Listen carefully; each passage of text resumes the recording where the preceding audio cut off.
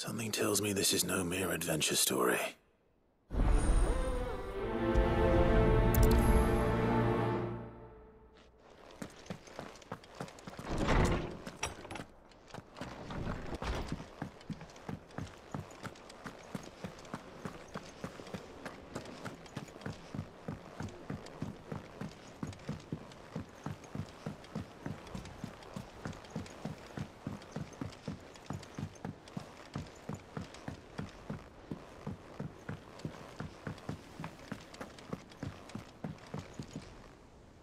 Vivian, I read your note, and I'd be happy to help you find the book you're looking for.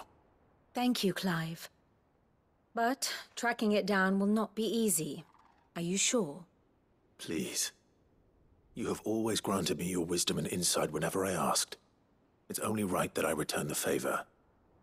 Or at least attempt to. You are too kind. Alas, what I ask of you is rather more trying than delivering the odd lecture. I spoke with Hippocrates to see if he had any inkling as to where another copy might be found, but... But perhaps it is best that you hear the details from him. If you say so. Forgive me, Clive, for asking this of you. But this book, it set me on the path to becoming who I am today. Its importance cannot be overstated.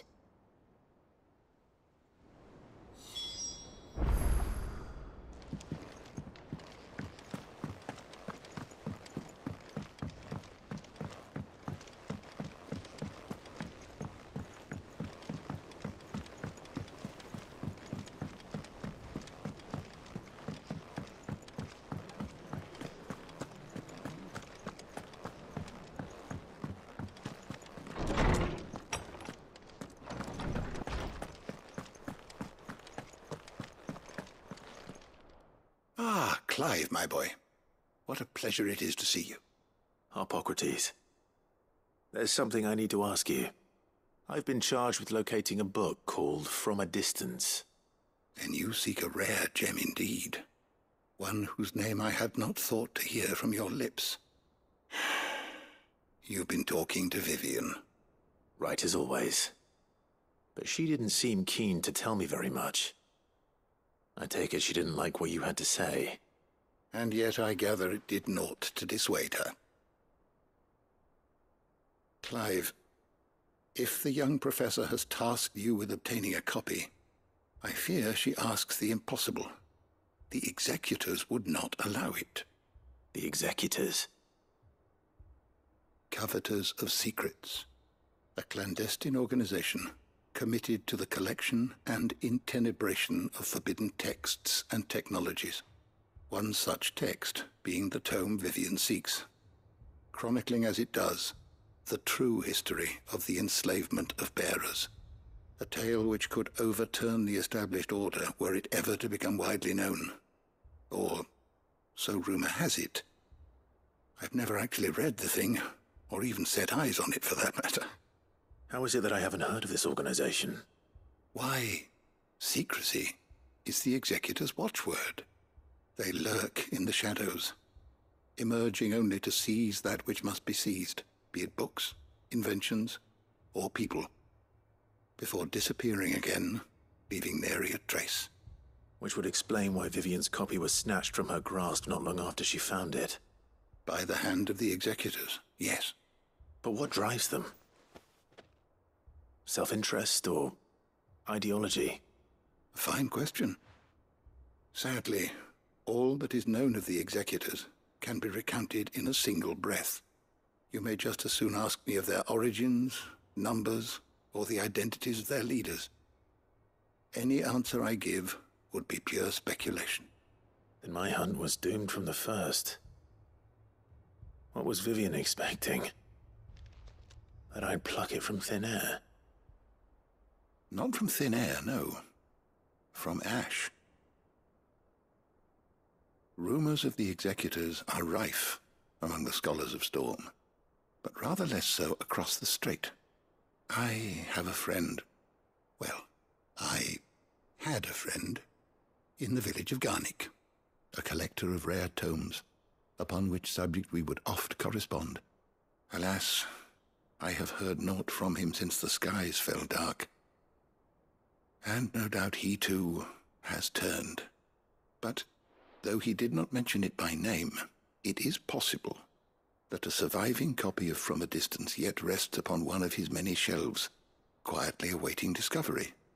If you were, by some chance, able to save even a single book from the poor man's library, I know his soul would rest easier. Very well. When I next find myself in Waloed, I'll be sure to pay Garnick a visit.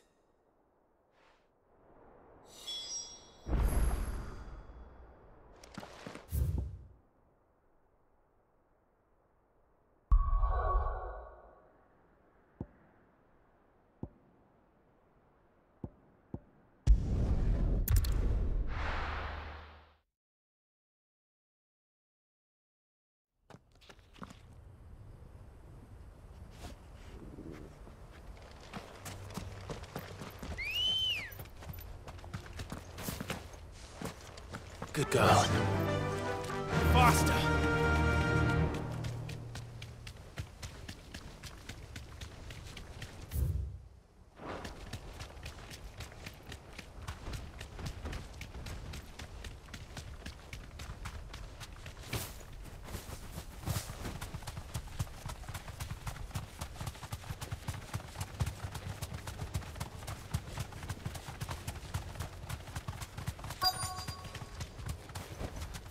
Straight home now. The entire village looks abandoned. Now, which house would a bookworm live in?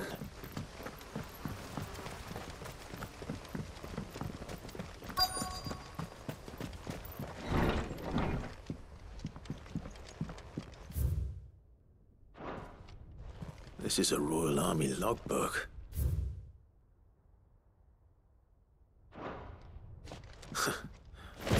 His interests were certainly varied.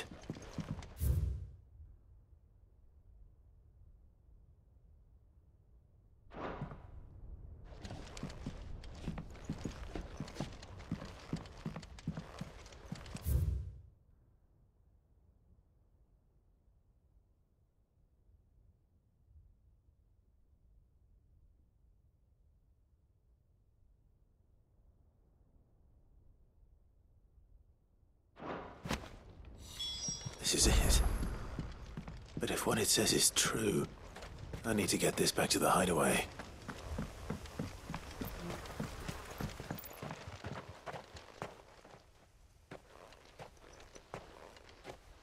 Leaving so soon, stranger? We've been watching you. From a distance, so to speak. Subtle. I know who you are. Then we need not waste time on introductions. Hand me the book. Leave it in our care and return to your life. Your care? Do you mean to burn it, or bury it? That is not my decision to make. But by one means or another, its contents shall be removed from the common record. Then I'll have to politely refuse. I won't let you erase our history. Then we find ourselves at an impasse. Very well. The book can just as easily be pried from your dead hand.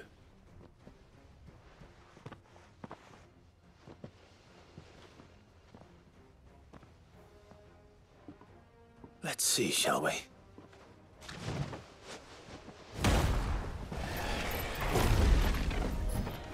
Titan!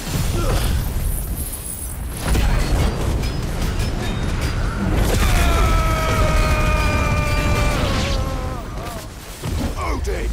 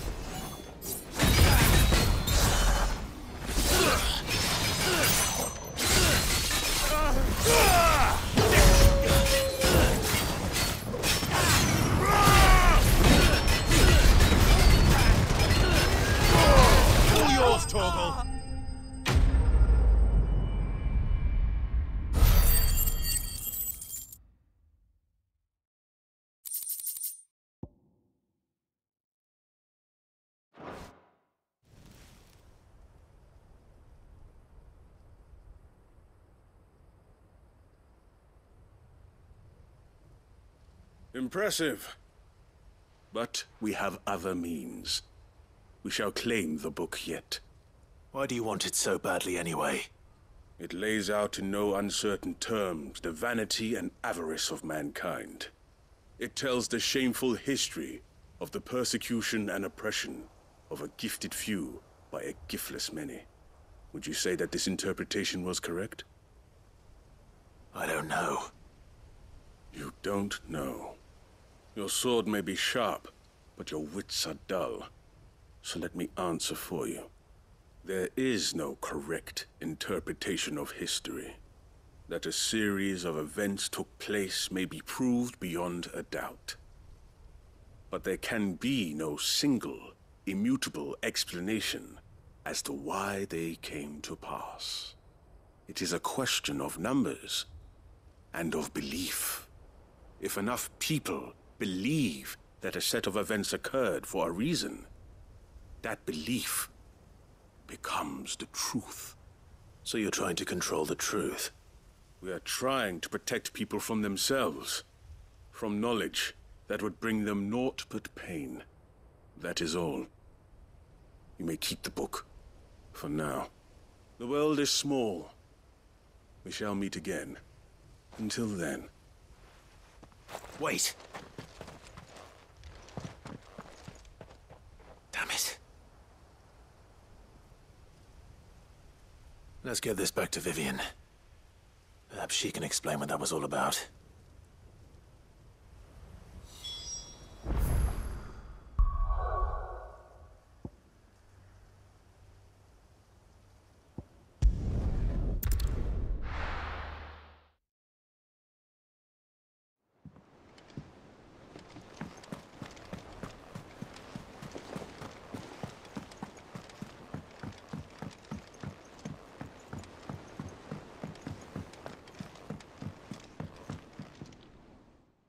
Vivian.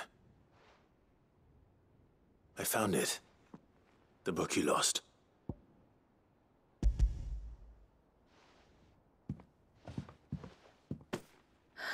You found it. Thank you, Clive. Even though I asked this of you, I was not entirely sure it would be possible. I feared the executors had seized every copy.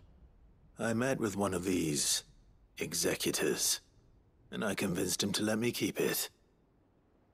He told me something. That the truth is just a matter of collective belief. And that if enough people believe a lie, that lie becomes the truth. It does. But it also means that the truth is not immutable. That it can be changed. Provided that those who wish to change it can convince enough people that their perspective is the correct one.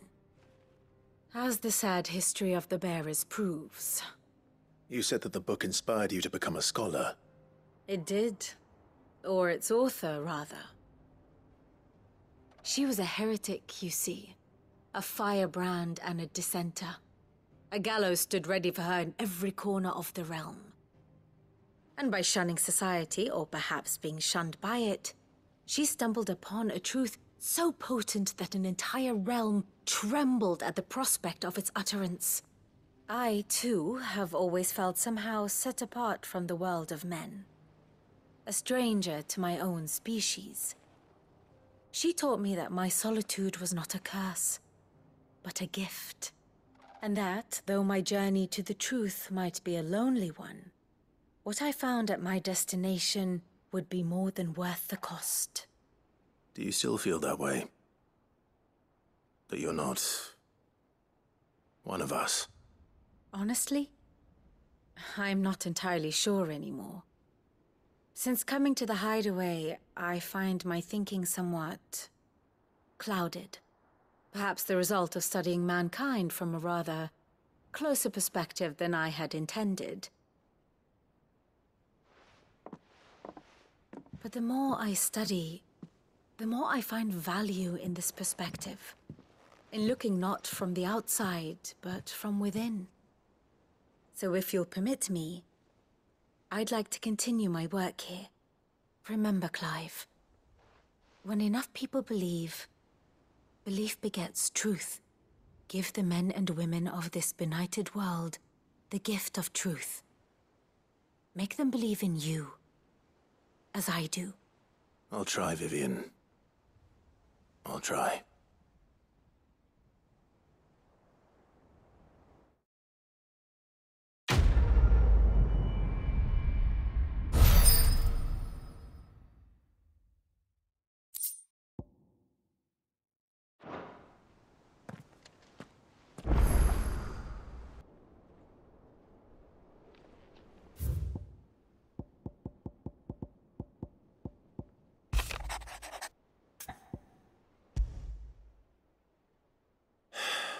What is it this time, Torgal?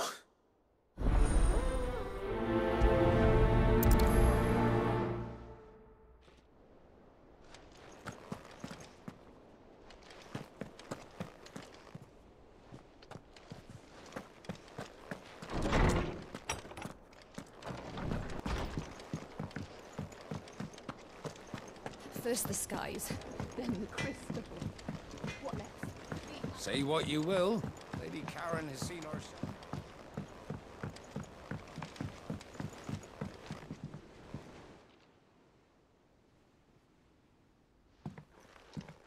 Pining for something, boy.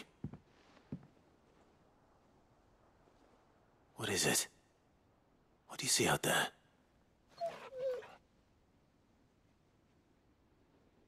I never did ask where you got that anklet of yours. From Sid, that's why. On the day he brought him home. That long ago? And you're only thinking to ask this now? Sid saw that the pup had a habit of gnawing on his leg, since you ask. Clap that there iron on him to keep him from doing it. What was wrong, boy? I'll take like as not. Must have been hard on the poor whelp losing his loving masters at such a young age. Doubly hard in being a frost wolf, torn away from his Eikons and all. Sid would always tell him, you want my iron gone, you find what it is you're looking for. I reckon what he was looking for was you. I'm sorry, Torgal. Sorry for making you wait so long. Let's get that thing off you.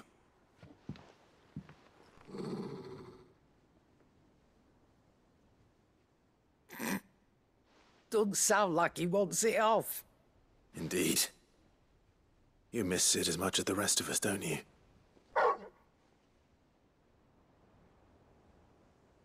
You want me to go with you somewhere?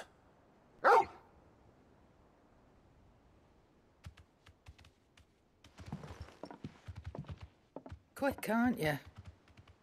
Glad you've been paying attention. Not nearly as much as you have, Lady Karen. Aye, good thing and all.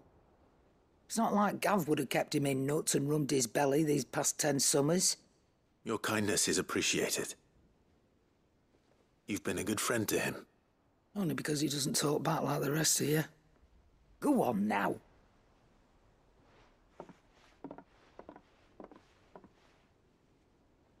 Where to then, Torgal?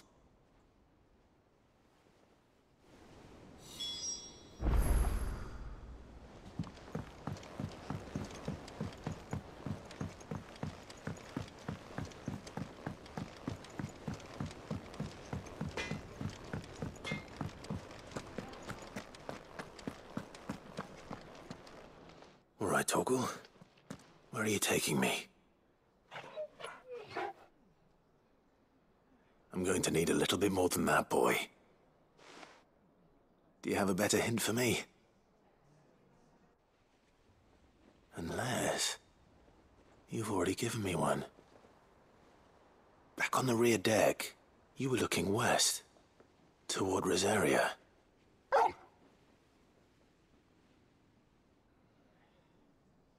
Why don't we try the rookery?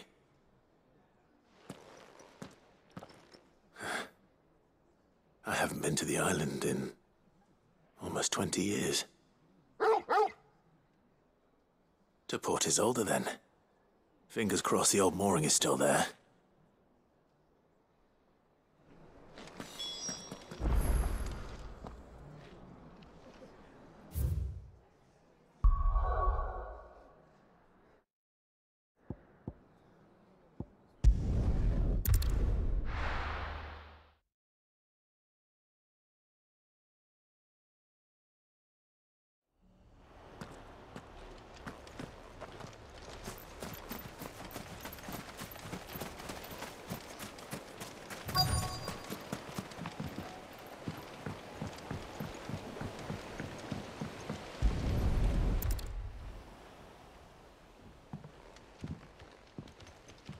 It's still here.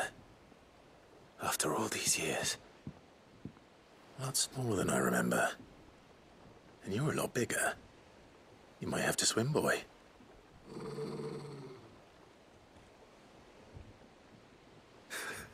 I wasn't being serious. You two go on without us. We'll be waiting here. Thank you. We won't be long. All right. Hop in, boy.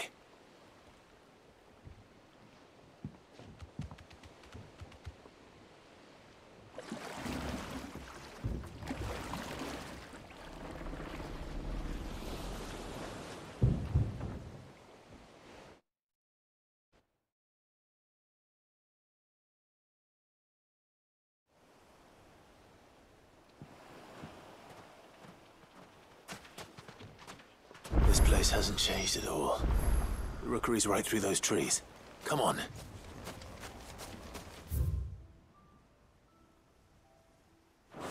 Race you there? I bet I could still beat you.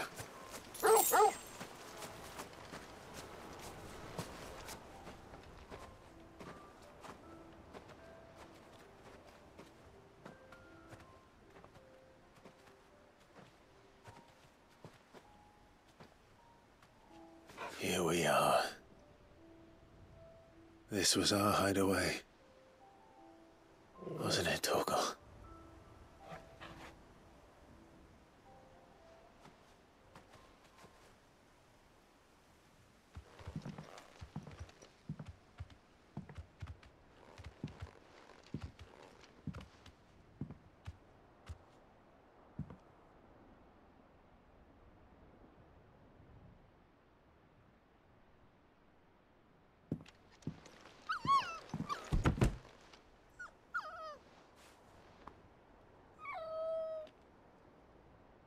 Coming here helped me to forget who I was. Or wasn't. Prince, shield. Son his mother could love. Had I been any one of those things? Perhaps.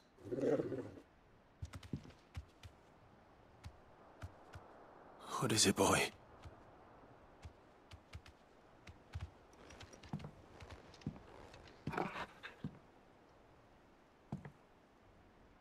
This is all from the castle. And Phoenix Gate. Did you bring these here?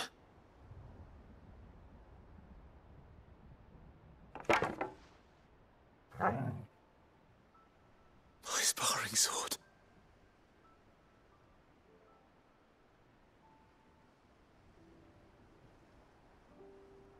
Well, well. You never stopped looking for me, did you, boy?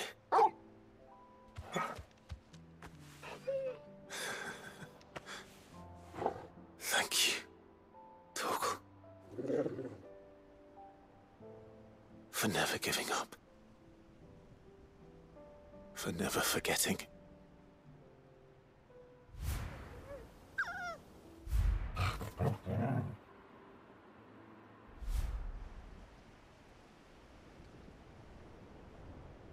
Let's take this with us, shall we? So I don't forget either.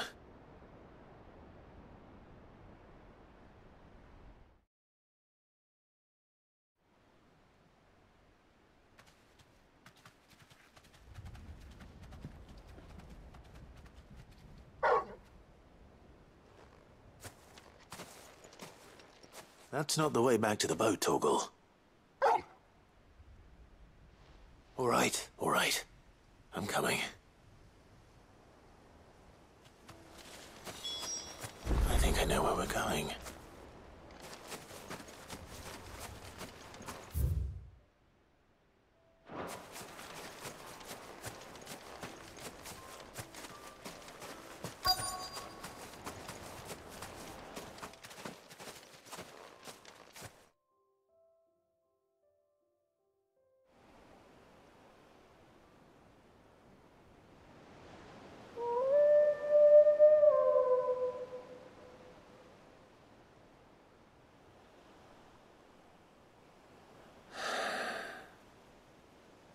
People always talk about the importance of putting the past behind you.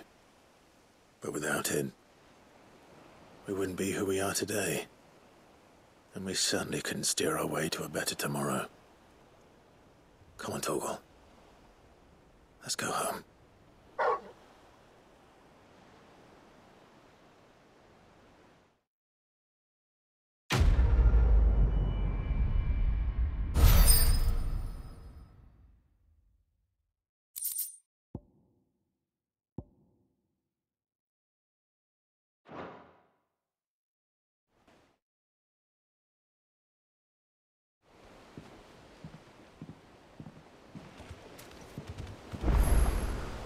Sorry for the wait.